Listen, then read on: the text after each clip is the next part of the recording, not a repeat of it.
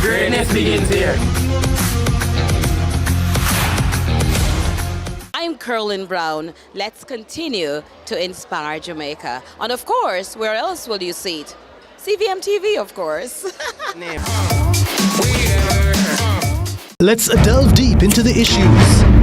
We'll take you beneath the surface. Greetings and salutations. My name is Orville Higgins and it's another edition of Fan Central. Talking to the people at the heart of the top sporting stories. Hear from your favorite sportsmen and women and the administrators who work tirelessly to make it all happen. It's live sports talk. I've written an entire article. Yeah. Looking at all the major issues every Tuesday at 9 p.m. It's Fan Central.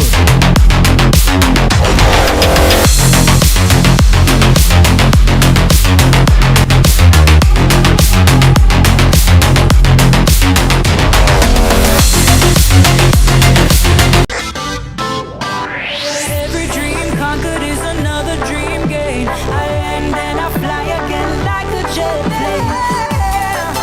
Headed straight in your direction. 'Cause I'm wiser, one step closer.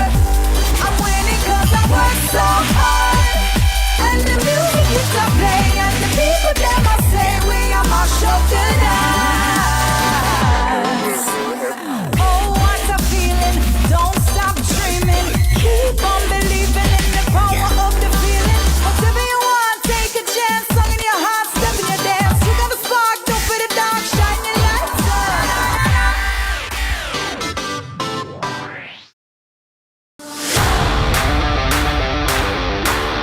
It's time. Welcome to High School Pitchside. We have another fascinating episode for you. More matches, more big clashes, Let's talk about some of the big rivalries coming up this week. more of your favorite features. And trust me, you won't fall asleep in this history class. And of course, we always want to hear from you. Hear from your alma mater's players and coaches in Team Talk. You know we can't leave you out. So send us your messages on social media and watch us react on FanView. And you know we love a good little debate, right, Gio? We've got you covered all season long on High School Pitchside. High School Pitchside, your ultimate guide to all things schoolboy football, Thursdays at 8 p.m. on CVM TV.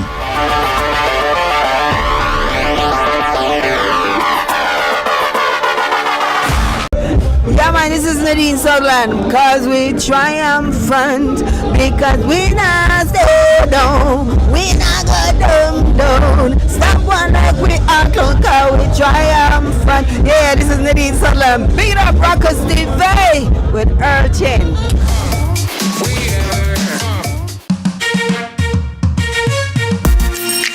Hey everybody, I'm Yendi, and this is Odyssey with Yendi.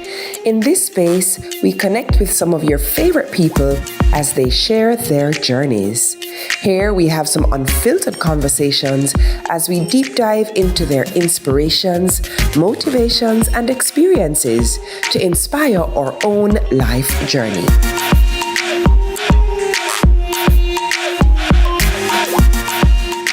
Turbulence to future, I'm going to end that CVM. See it happen. We've got the love others are searching for. I'm still loving you, even though you're gone. I could have been one of the most notorious. Keep it royal. Give thanks and praise for life. Thank you very much. Go bam! Bam, bam.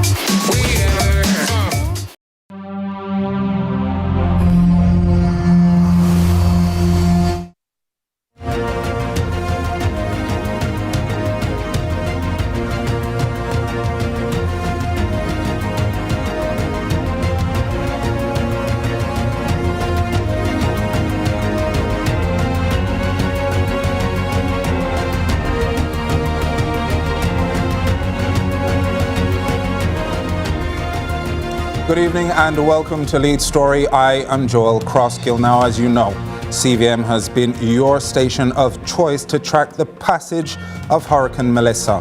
We are now in the stage of the aftermath as both international aid and medical support continues to pour into the island after what certainly was a devastating Category 5 hurricane that scoured eastern and western parishes of the island, wreaking devastation in its wake. It's been a very challenging period because, as you know, the hurricane itself made landfall in St. Elizabeth, and for 6 hours it battered the east, north, and south coast. There was devastation felt across the island, but certainly the highest concentration falls in St. Elizabeth and the parishes that surround it. So 6 hours worth of devastating winds, devastating rains. We've seen images of homes destroyed. We've seen reports of hospitals being compromised as a result of what took place in these spaces. And of course, the international community and the local community have all rallied together in support of our recovery efforts. Minister of Science, Energy and Telecommunications and Transport, Darrell Vaz, during this morning's press briefing, provided an update on the aid response currently being received from international donors. I believe we can hear from him now. That Norman Manley International Airport accepted 13 cargo relief flights yesterday, and that does not include what relief came in on commercial airlines and also private airlines, which there were many. I'm happy to say that both commercial and relief operations continue at Norman Manley International Airport, and we are expecting in excess of 20 cargo flights coming in today. So I want to pause to say that the issue of the relief and the support that we have gotten is overwhelming, and we thank our partners all across the world, governments and charitable organizations, NGOs. But that's the easy part. The hard part is the logistics of getting this relief into these areas in the shortest possible time, which we are now pretty much out of time in terms of the desperation among the citizenry. Happy to announce that there are several helicopters on the way. Between 8 and 10 from the US government, and those are the big helicopters that have the ability to transfer and treat patients that may need underground treatment, plus of course be able to carry a lot of relief supplies. Not to mention that some of the charitable organizations that are here, the big ones, have their own assets, private helicopters, and I suspect that by end of today, we will probably have about 6 or 7 of those. What we will do with that is to coordinate between the JDF, who will be overall in charge of the flight operations of those helicopters, and of course, the non-government organizations who are anxious to get out there, and of course, the government's response through Ministry of Labour and Social Security and other arms of government to make sure that we have a smooth logistics trying to get into as many communities as possible. Minister Darrell Vaz there referencing all of the efforts that are being made logistically to put together a response to the passage of Hurricane Melissa. And he mentioned that a number of our international partners have been coming to the island to lend support and resources. One such is Yvonne Rodriguez Wewall. She's from Direct Relief, and she's the executive advisor to the Caribbean, and she now joins me on set. Welcome. Hi, Joel. Very nice. Thank you. Thank you so much for joining us. I understand you just arrived on the island today. I did, today with a team of 3 other colleagues. All right, so tell us a little bit about the organization that you represent, Direct Relief. What is the work that they do? So we are a humanitarian nonprofit organization based in Santa Barbara, California, and our mission is to improve the healthcare and access to healthcare of the people that have been impacted either by poverty or in disasters, right? Emergency disasters. Now, you've been here less than 24 hours, but just based off of your preliminary assessments, what you've heard in the international media and the local media that you've been able to absorb so far, how great is the need of support from organizations such as yours? The need is going to be immense, right? And from experience, we have learned that the primary cause of death of people, it's not the actual impact of the hurricane itself, it's what's come in the aftermath due to the lack of access to healthcare services. In Puerto Rico, for example, back in 2017, when Hurricane Maria and other Cat 5 hit the island, devastated the island, 4,600 people died. And it was because pharmacies were closed, there was no power, so there was lack of insulin, vaccine, ventilators to be used, pharmacies were closed, health centers had no power, so it was very hard for people to continue their medical care. Are you able to give us some kind of indication of the scale of resources that you've brought to bear on this particular challenge that Jamaica is facing? Up until now, Direct Relief has allocated $250,000 in just the logistics and the preparedness and the response, in the response sector. And we have $60 million worth of medication and medical supplies ready to be deployed where it's needed the most and quick as possible. So we're here to do some assessments. We're going to be traveling tomorrow to Montego Bay. We're going to visit Jaja Foundation, talk to them, and assess the needs of the area. And then on Sunday, we're going to be receiving a shipment. It contains 250 hygiene kits for people that have been displaced and 100 backpacks for emergency responders that contains assistance for the responders for wound care and triage care. So that's happening on Sunday. Now, Direct Relief is one of the largest charitable organizations in the United States, I believe, yes? Yes, we are in over 80 countries around the world. So now in terms of, because we heard the minister a while ago speak of the logistical challenges that come into play with the distribution of items to the places that they're most needed, who is helping you in terms of your logistical support in terms of being able to get to where you need to get to and speak with the people that you need to talk to in order to be most effective, most efficient? That's definitely the biggest challenge is logistics, right? Trying to get to the most people quick as possible, right? And working with all of our partners, listening to the needs, assessing the needs from all of our partners in multiple locations at the same time, right? Because we're not only in Jamaica, but also Cuba, Haiti, and the other countries that have been hit by Hurricane Melissa. So definitely logistics is a challenge, specifically here in Jamaica with transportation, lack of transportation in some areas, or lack of power in some areas. So that's definitely one of the challenge, but that's what we have been trained to do, right? And this has been our experience since Direct Relief came to life back in the 1950s, 1948. Have you been in correspondence with the Ministry of Health at all? Yes, not myself directly, but my colleagues in Santa Barbara, which is where our headquarters is. We have been in direct communication with the Ministry of Health. Actually, we have been working with the Ministry of Health for the past 3 years in everything related to the preparation, because since we have been committed to the Caribbean, we know this is not a question of if this was going to happen. This was a question of when. So for the past 3 years, we have been working close hand in hand with the Ministry of Health in everything related to preparation. For example, we committed and allocated $3 million in preparation projects. For example, some generators for health clinics. We have done 24 around the island. And we also assisted in the installation of solar panels and battery backup in a pharmaceutical warehouse, and donation of mobile medical units as well. So your relationship with Jamaica is quite deep.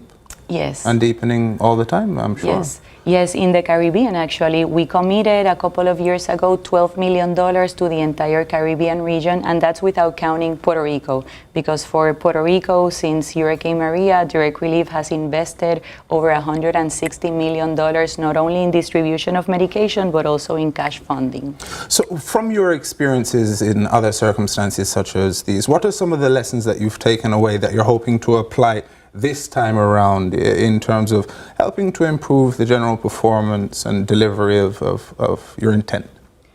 So definitely preparation, because like I said, this is not a question of if, this is a question of when. Actually, 2 years ago, 2023, we invited over 40 island nations to Puerto Rico to talk about our experiences as islands in this region that is going to be hit by hurricanes. And as we know, every year due to climate change, these storms grow stronger and more frequent. So we need to be prepared, right? Like I said, 2 years ago, we got together 40 from the ministers of health on some of the islands to, like everybody involved in the health sector got together in Puerto Rico, and we started talking about the learnings that we have had, experience sharing, and how can we get ready and prepared for these events. All right, Lead Story will continue this conversation on the recovery, particularly from the perspective of international aid and medical assistance when we return from this break.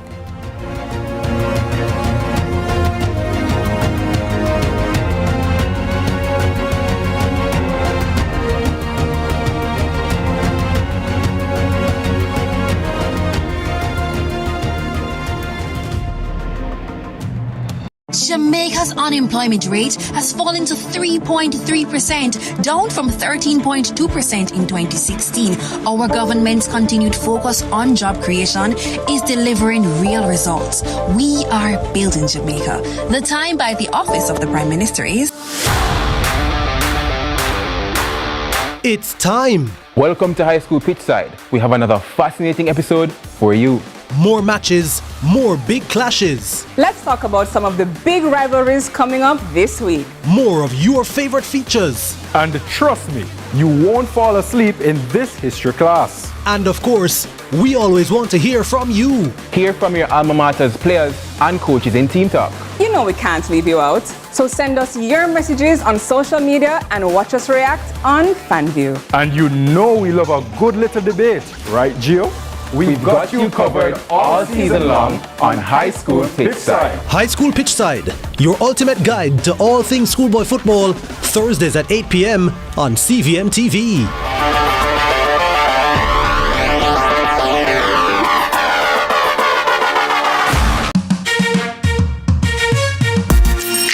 Hey everybody, I'm Yendi, and this is Odyssey with Yendi.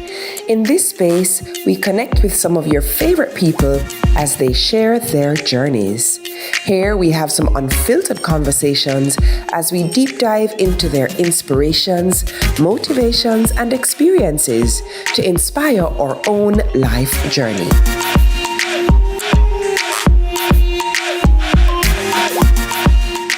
Turbulence to future, I'm have to end that CVM. See it happen. We've got the love others are searching for. I'm still loving you, even though you're gone. I could have been one of the most notorious. Keep it royal. Give thanks and praise for life. Thank you very much. Go bang! Let's delve deep into the issues. We'll take you beneath the surface. Greetings and salutations. My name is Orville Higgins, and it's another edition of Fan Center. Talking to the people at the heart of the top sporting stories. Hear from your favorite sportsmen and women and the administrators who work tirelessly to make it all happen. It's live sports talk. I've written an entire article. Yeah. Looking at all the major issues every Tuesday at 9 p.m. It's Fan Central.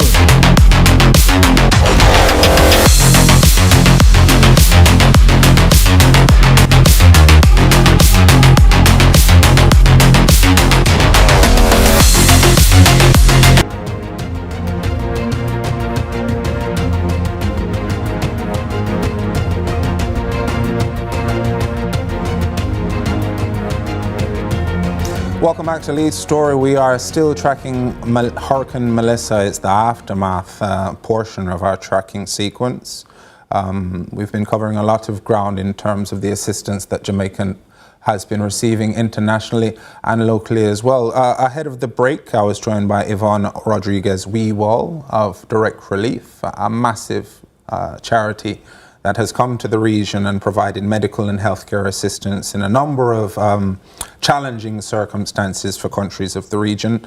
And now they're here to assist Jamaica. With me as executive advisor to the Caribbean, Yvonne Rodriguez Weewall. Ms. Weewall, before the break, we were talking about all the work that you've done, what you intend to do while you're here. I know that you came in on a flight this morning, so you must be absolutely tired. And I won't keep you too long, but I do want to let our audience know about how they can get in touch with your organization and find out more about what you do. Yes, definitely through our website, directrelief.org. We are a completely privately funded organization, so we depend on the generosity of individuals and private companies that support us in order for us to do our work. So I invite everybody to go to our webpage, directrelief.org. They can find so much information than what we had just discussed. Thank you so much for your time, and thank you so much for all that you're about to do on behalf of the citizens of this country. Thank you, and good luck. Thank you for joining us. All right, so now I am joined by a local who is also putting his shoulder to the wheel and his network of assistance to provide relief to Jamaicans in some of the hardest hit spaces. I believe we're joined on Zoom now by Mr. Gordon Swaby, CEO of EduFocal. Mr. Swaby, are you with us? I am, Joel. How are you doing? Thank you for having me. Thank you so much for joining us, Gordon. Could you tell us what have you been up to these past couple days? So, one, I'm obviously doing this for, the love that I have for my country. Hurricane Melissa has been extremely devastating for the country. My journey started with St. Anne. So we visited St. Anne, and forgive me, I've been mixing up the days because it's just been such a wild time. But visited St. Anne a couple of days ago. Certainly not as jarring as my visit to St. Elizabeth, specifically Black River yesterday. When you're traveling down, on the highway going through Junction, it's not as bad. It's okay. But when you get down to Black River, I can't describe in words how devastating the situation is. Pictures do not do what is there justice. It's bad. It's really bad. And I'm not somebody who is prone to crying. And I cried multiple times while there yesterday. It's truly, truly true. Just talking about it now, has me, it's very, very emotional. So, I went there yesterday with a number of my friends, led by Lauren Peart, CEO of Blue Dot. We distributed machetes, we distributed water, we distributed tarps, just as many things as possible. What you'll find on the ground, specifically in the town of Black River, that it's the hardest hit and it is not easy to navigate. So what we focused on was actually helping people on the outskirts of the town. One of the things that we also did is on the way down, as safe as possible, we tried to clear the roads. So we used chainsaw, to remove trees and other debris from the road. And that helped in the process. And of course, we're not the only ones down there doing things. Minister Green mentioned in a tweet earlier today, which I 100% agree with. If you're going down there to sightsee, please just desist. It's going to cause traffic gridlocks. It's just really going to be a major issue for people. But I'll also say that there's not much that anybody outside of the state can do in Black River, the town itself right now, because there's what is there and what needs to be done in terms of clearing the roads. It requires state intervention. It requires heavy machinery and coordination from the state. So there's really not much that can be done in the town itself, but there's a lot that can be done for people on the outskirts.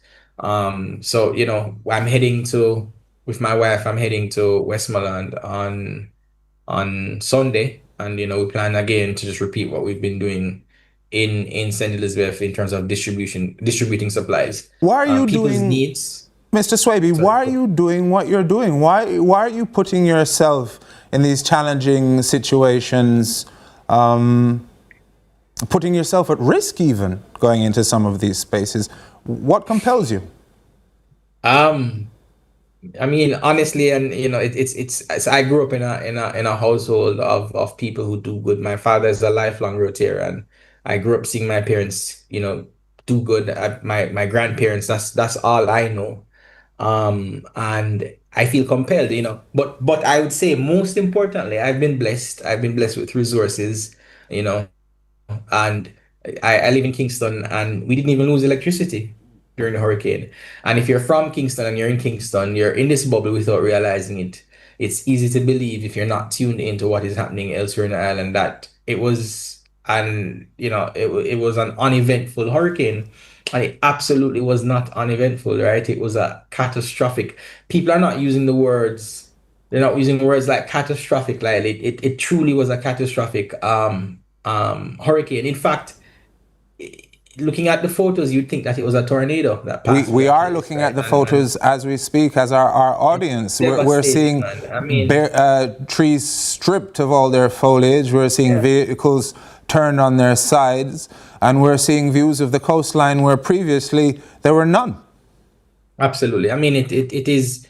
I cried. I mean, I saw a 5-year-old girl, between 5 and 7 years old. I have a 5-year-old son, just crying by the roadside, and I mean, I truly felt helpless. And I mean, for me, the little that I can do, I'm going to do.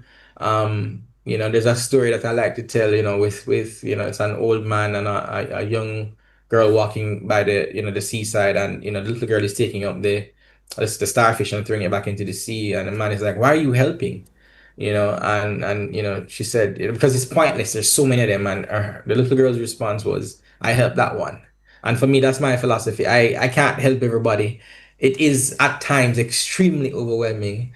But again, and I mean that's just been my philosophy. I helped during COVID. I'm going to help during the hurricane, and any other way that I can help, I'm going to help. Financially and otherwise, I'll do my best. I'll tap into my network. I'm working with a friend to try and get about maybe 50 to 60 starlings into the island. Some as loaners, some as just permanent gifts to people, because that's a basic thing. One of the things you'll realize coming out of Kingston is you lose connectivity. Your cell phone will show 0 bars and you can't make or receive calls. There's no data. So one of the most common requests I've received via social media is, "My name is so and so, I'm looking for this person. Can you go to X place and see if you can find this person?" Wow. Because people don't know if their loved ones are dead or not. I mean, when we were in St. Elizabeth yesterday, we were with the Gleaner team at some point, and they got a call, "Oh, hey, there's a dead body up the road, just a few, feet up the road." I mean, it's just truly devastating. I saw one account today where a woman was saying that, some people threw some kids over a wall to prevent the kids from dying. And she doesn't know what happened to the adults. I mean, it's just truly an emotional and sad state, to just think about what has happened in Jamaica, and not just in St. Elizabeth, but in St. James, in Westmoreland. It's truly heartbreaking. So again, the little that I can do, I'm going to do it. I'm going to help. It is emotionally taxing. It's physically taxing. And I truly have to just pace myself and ask for help where I can get help. Mr. Swaby, as someone who's devoted much of your professional life to the furtherance of education of the nation's youth and ambitious, one wonders, looking at those scenes, how the educational ambitions of students from those spaces will be impacted going into the future. Unfortunately, we're out of time ahead of this commercial break. But Mr. Swaby, please ensure that we maintain this connection so that we can hear more about the work that you're doing on the ground in parishes such as St. Elizabeth. Thank you, Joel. Thank you so much for joining us. This is Lee's Story. We continue after the break.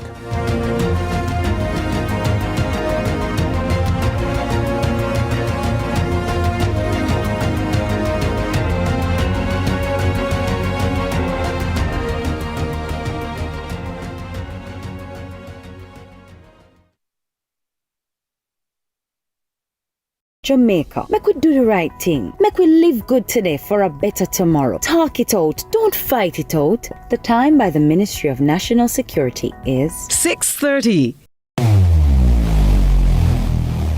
Where it all begins. The quest to become great. Inspired by those who went before them, these four boys dream of playing in the ISSA schoolboy football competitions. Will he score this for Casey? Will he score? It's a shot! It's a goal! And it's a shot, and it's a goal! And Casey has won the Manning Cup, and they will play Clarendon College in the Olivia Shield.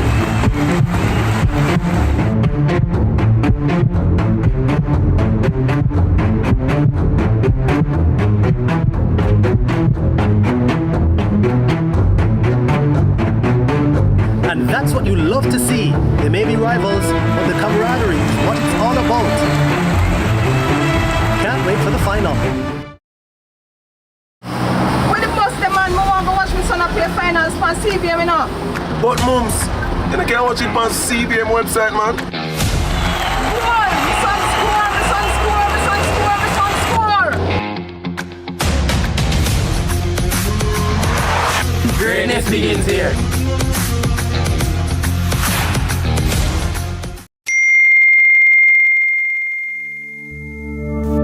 A mammogram can shape your motherhood. The Jamaica Cancer Society, helping women now. Visit the website at jcs.live. Early detection saves lives.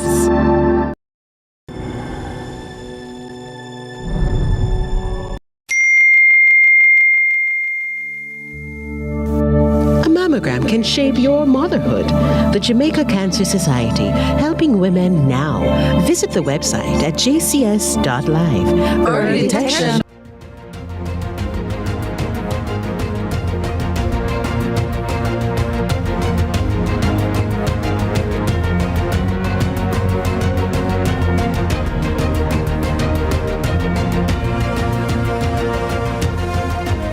Welcome back. This is Lee's Story. It's the aftermath of Hurricane Melissa, and we've been tracking the entire journey up until this point.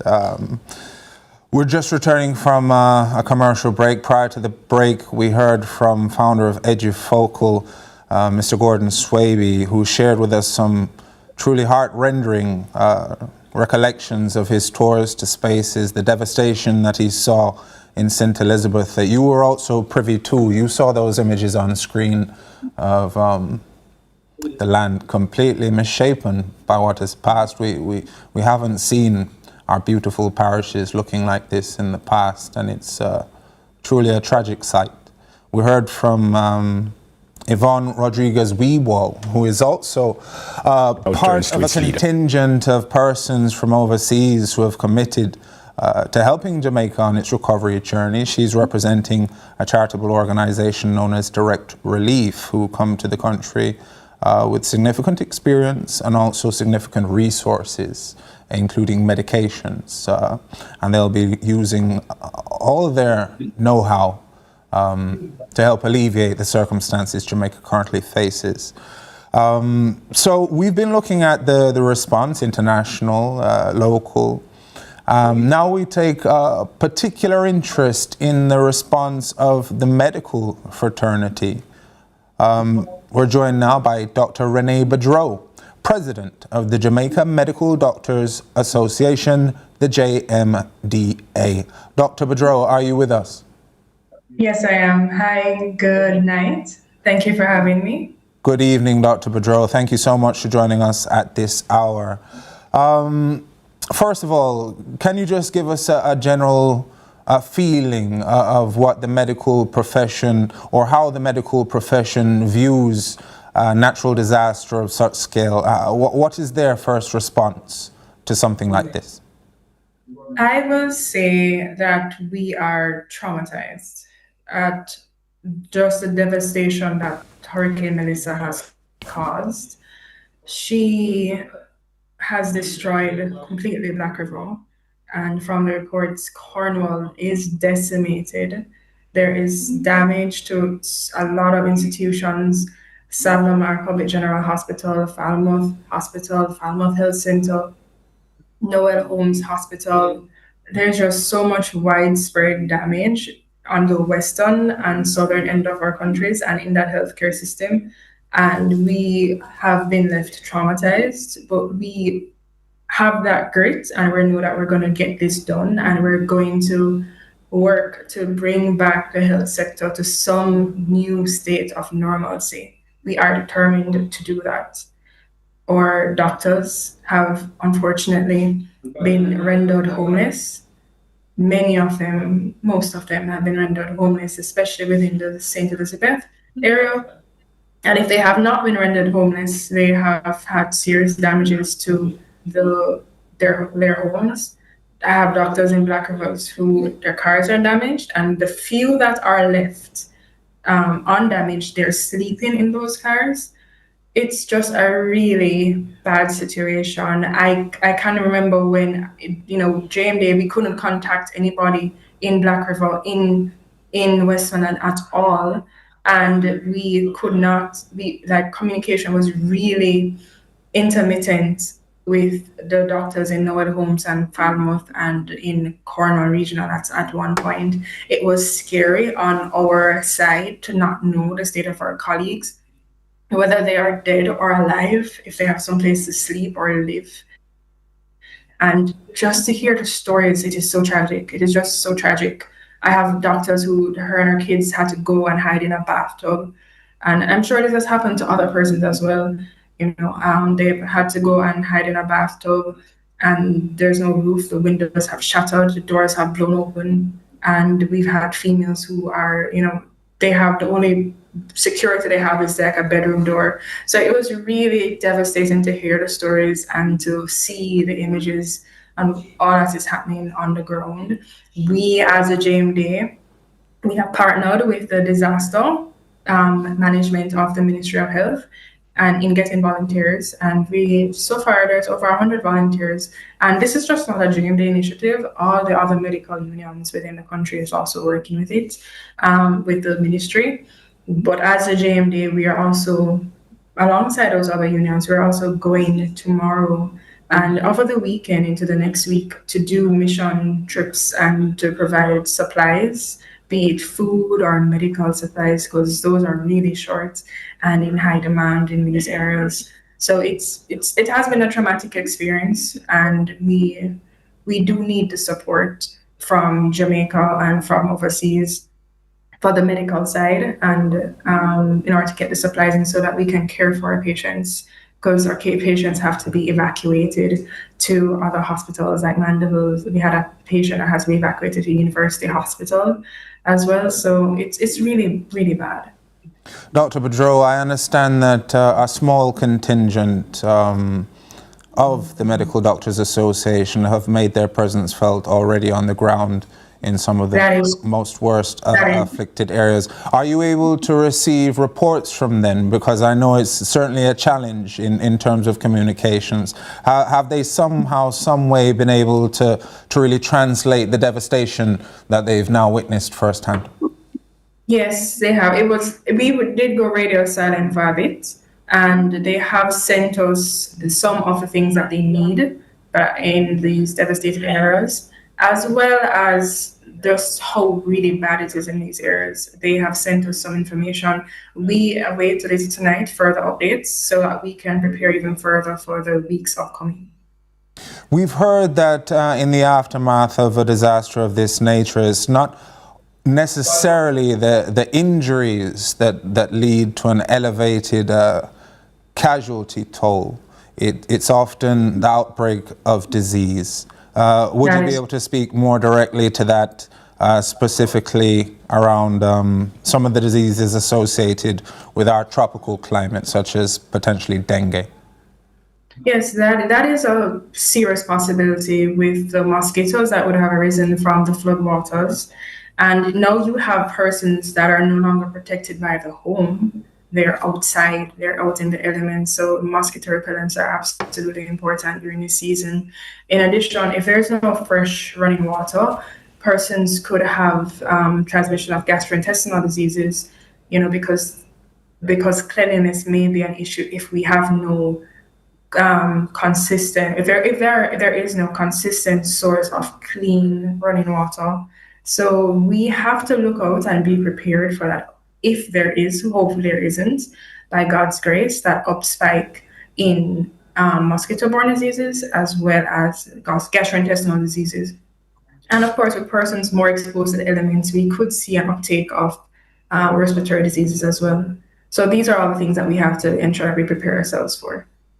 Now, as a layperson outside, it would seem to require, because we've seen that the infrastructure has been badly impacted by the passage of this hurricane.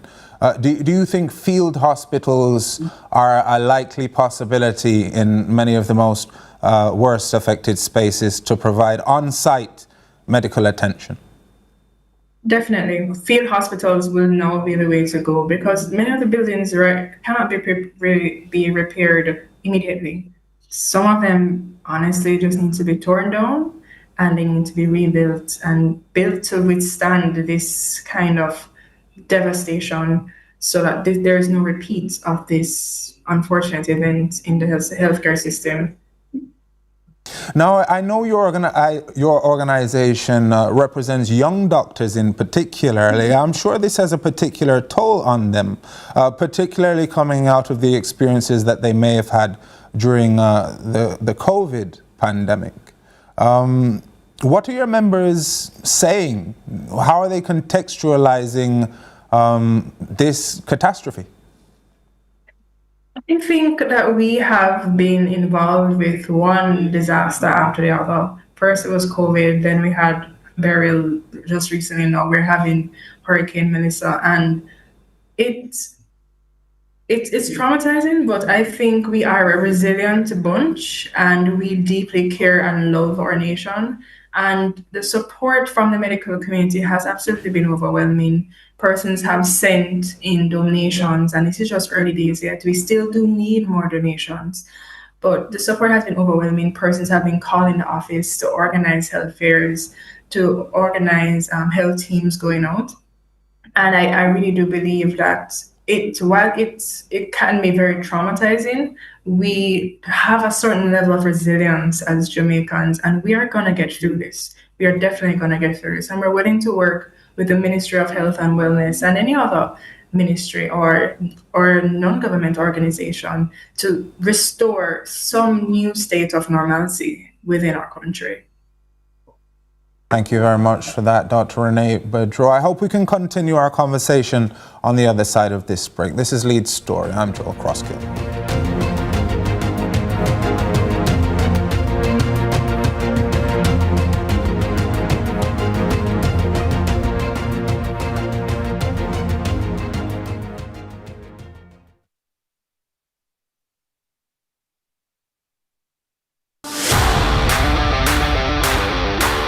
It's time. Welcome to High School Pitchside. We have another fascinating episode for you.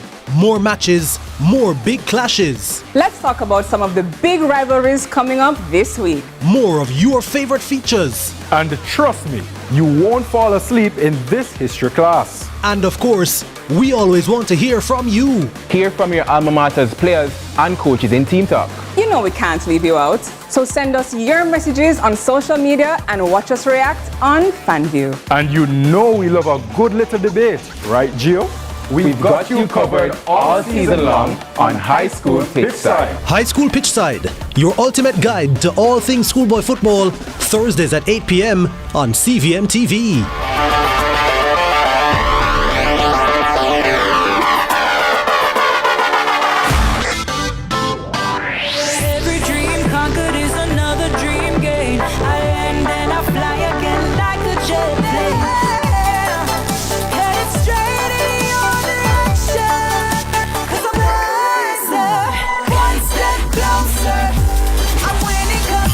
So hard, and the music used to play, and the people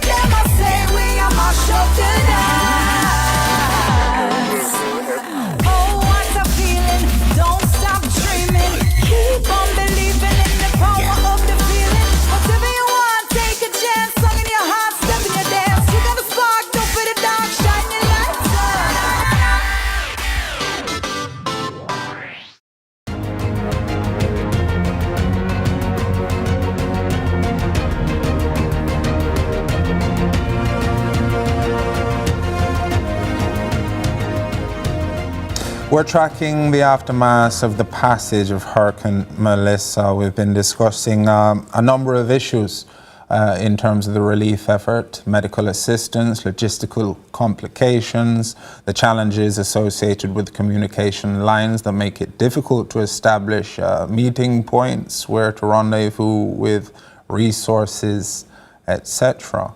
But I'd like to give you a comment that was made by the UN resident coordinator in Jamaica, the Bahamas, Bermuda, and the Cayman Islands and Turks and Caicos, Dennis Zulo, who also called for the international community to lend support to Jamaica.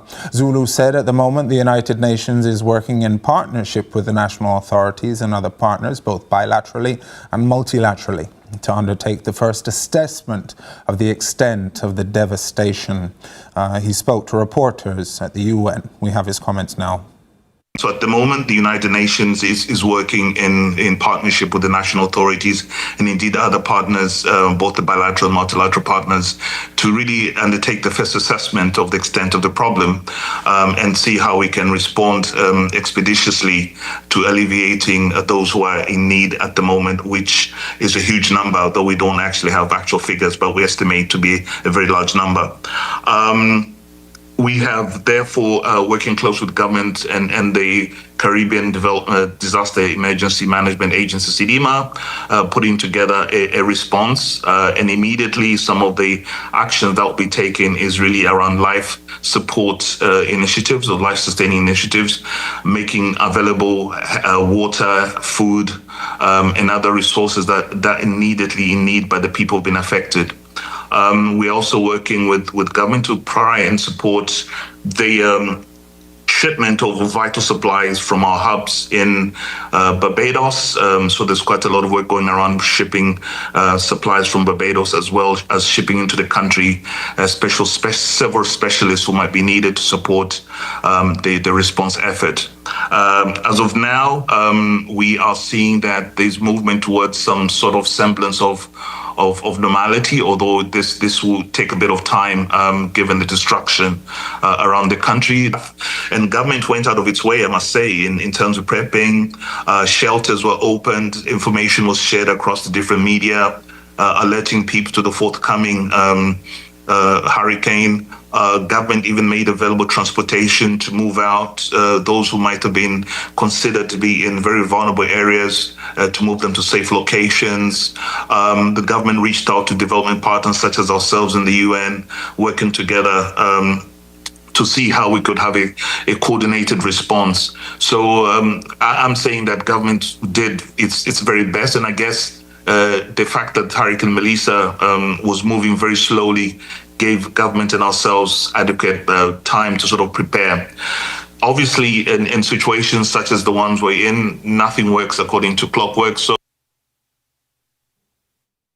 all right, nothing works according to clockwork. You just heard that quote from the representative of the region at the UN resident coordinator to the Caribbean. Dr. Boudreau, are you still with us? Yes, I am. All right, so we just heard some comments a moment ago from a representative of the UN to the UN, or to the region rather, about the slow-moving nature of the storm itself and how that afforded a level of preparation ahead of its arrival. But he did say that once it actually touched down, all bets were kind of off due to the magnitude of the system itself. Did the medical fraternity, in watching the approach of the hurricane, did they make preparations for its arrival and what it would mean to the health of Jamaicans across the country?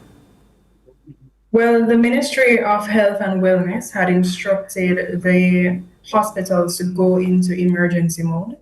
They had also instructed the doctors and the patients and the other healthcare workers in Black River to move to the second floor once we understood it's going to be that system was going to pass through and hit the Black River Hospital as well. So we did have preparations. We tried to secure our equipment to cover them with tarpaulin, to move them away from any area that had any questionable integrity in the infrastructure.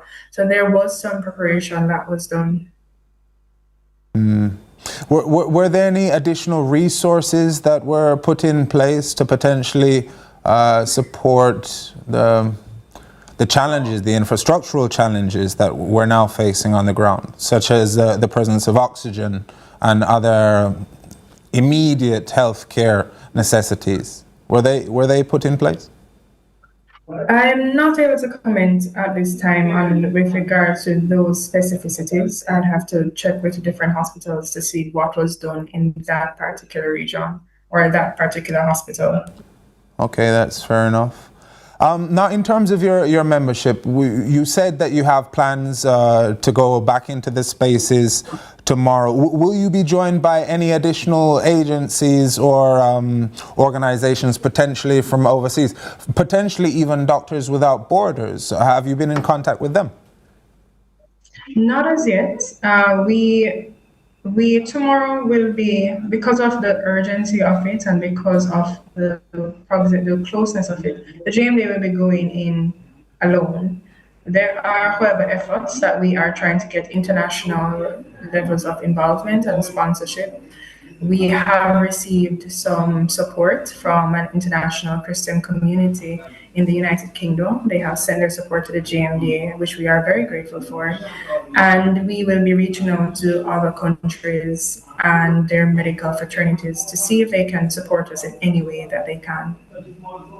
I understand as well that there was a joint call for medical practitioners to volunteer their time and knowledge to the recovery efforts. What can you tell us about that, and what has the response been like from the medical fraternity since that call was put out?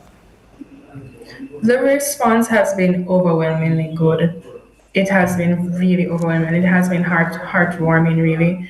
We have had over 120 volunteers based on the last time I had looked, and we are calling for more volunteers. And there are persons who can't volunteer, but they have sent their support either monetary or through care packages or donations. But we do have doctors that are willing to go. There is a limitation, however, because on the east, we still have to work as normal. So the doctors that be willing to go to these underserved areas, they still have to do the 8 to 4. So it has to be a time outside of their 8 to 4. So Dr. Bedreau, I'm so sorry to interrupt you. We are pressed for time. But in case any of your membership were needed additional convincing of what conditions are like, particularly in St. Elizabeth, Amore Harriet has provided a very comprehensive review. We have that now. Over the past day, I've seen several videos on social media of the destruction that happened here in St. Elizabeth, but nothing could prepare me for the scenes that I've seen across the parish since being here from morning. What you're seeing behind me is what used to be a home for a family here in the Lacovia housing scheme in St. Elizabeth. Scenes like this, all over the housing schemes and all over several communities across the parish. A painful reminder of what happened here a few days ago. The experience was out of this world. It looked like nothing was going to be left. This Melissa storm is one of a kind. It has no boundary. It dealt with everyone equally.